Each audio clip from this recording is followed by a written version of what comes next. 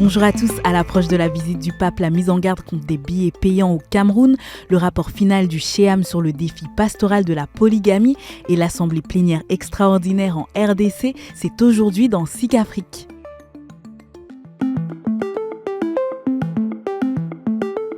Alors que le Cameroun s'apprête à accueillir le pape Léon XIV du 15 au 18 avril, les autorités ecclésiales du pays mettent en garde contre les arnaques en ligne. Dans un communiqué publié le 16 mars dernier, l'annonciature apostolique appelle les fidèles à ne pas se laisser tromper par toute initiative privée visant à monnayer l'accès aux célébrations papales. Elle rappelle qu'aucune vente de billets ou de places n'est autorisée et que l'accès à toutes les célébrations présidées par le Saint-Père sera entièrement gratuit. Des propos réaffirmés le lendemain par la conférence épiscopale camerounaise. L'archidiocèse de Yaoundé qualifie quant à lui de scandaleuse une affiche indiquant des prix d'accès aux différentes messes que célébrera le Saint-Père. L'annonciature invite les fidèles à privilégier une préparation spirituelle à l'événement. Ce week-end, dans tout le Sénégal, les jeunes catholiques se sont rassemblés pour la 41e journée mondiale de la jeunesse diocésaine. Les fidèles de l'archidiocèse de Dakar ont vécu ce moment à Nianing, au sud de la capitale. En ouverture de la messe de clôture célébrée à la paroisse Épiphanie du Seigneur, le curé l'abbé Eugène Diouf a évoqué les réalités des jeunes de son diocèse. À un jet de pierre de ce lieu de notre célébration se dressent les vagues de l'Atlantique. Cet océan naguère magnifique, devenu hélas ces dernières décennies, témoin et sinistre réceptacle de tant de vies de jeunes désespérés pour la plupart. La célébration de ces journées mondiales en ce petit coin de la petite côte nous fait donc aussi penser à tous ces jeunes connus et inconnus, dont le pèlerinage sur terre s'est soudainement et brutalement achevé en mer ou en plein désert. Émigration des jeunes, chômage, dépendance à la drogue et aux écrans, chaque diocèse s'est approprié le thème « Prenez courage, moi j'ai vaincu le monde ». À Kinshasa, les évêques de la Conférence épiscopale nationale du Congo étaient réunis jusqu'à hier en assemblée plénière extraordinaire. Prévue en juin, la rencontre a été avancée, comme l'explique le secrétaire général et porte-parole de la SENCO, Monseigneur Donatien Tcholé. La raison principale est celle-là, élire le nouveau comité de direction de l'Université catholique du Congo. Bien sûr, quand les évêques se retrouvent ensemble, c'est aussi parler de questions socio-pastorales d'intérêt commun. Et ce n'est pas un secret.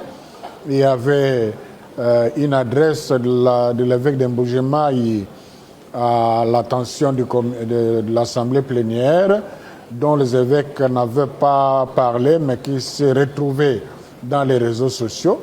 Ça sera certainement l'occasion pour eux, en toute maturité, de traiter de cela. Monseigneur Tcholé faisait ici référence à l'intervention de l'évêque de Mbujimai qui avait remis en cause le fonctionnement de la SENCO lors d'une réunion à huis clos et dont les propos ont fuité. Dans son discours de clôture, le président de la SENCO, Monseigneur Fulgence Mouteba, a notamment rappelé que leur objectif est toujours la promotion du bien de l'ensemble du peuple congolais. Quelle pastorale adopter pour aider ceux qui ont été rencontrés par l'Évangile en étant dans une relation polygame et que mettre en place pour les aider à adhérer au mariage monogamique? Telles sont les questions au cœur du rapport publié ce mardi par la Commission sur le défi pastoral de la polygamie mise en place lors du synode sur la synodalité et qui réunit des membres du symposium des conférences épiscopales d'Afrique et de Madagascar. Dans ce document de 26 pages, la Commission identifie les 4 formes d'accompagnement pastoral actuellement pratiquées sur le continent africain. L'exigence dans certains diocèses de renoncer à la polygamie en choisissant une seule épouse pour accéder au baptême, la mise en place d'un catéchuménat permanent qui permet une intégration à la communauté sans recevoir le baptême tout en favorisant celui des enfants, le baptême accordé à la première épouse considérée comme victime de la situation, ou encore la prise en compte des formes de polygamie voilée caractérisées par des relations multiples en dehors d'un mariage formel. Le Chéam estime que baptiser un polygame qui va continuer à le demeurer donnerait toute l'apparence de légitimer cette irrégularité. La meilleure manière de répondre au défi de la polygamie est une pastorale de proximité, d'écoute et d'accompagnement, assure le rapport.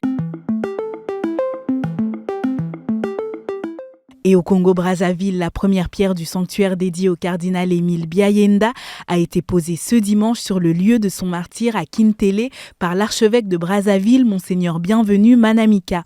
Si nous érigeons ce sanctuaire sur cette colline, c'est parce qu'un homme a incarné cette foi jusqu'au sacrifice suprême. L'Esprit de Dieu habitait en lui. Et c'est pourquoi, malgré son départ tragique en mars 1977, il demeure vivant. En posant cette pierre tout à l'heure, aujourd'hui, nous contemplons l'accomplissement des Écritures. Celui qui croit, même s'il meurt, vivra. Ce dimanche marquait le 49e anniversaire de l'assassinat du bon cardinal, dont la cause de canonisation est en cours. Premier cardinal congolais, il a été assassiné après un appel à la paix.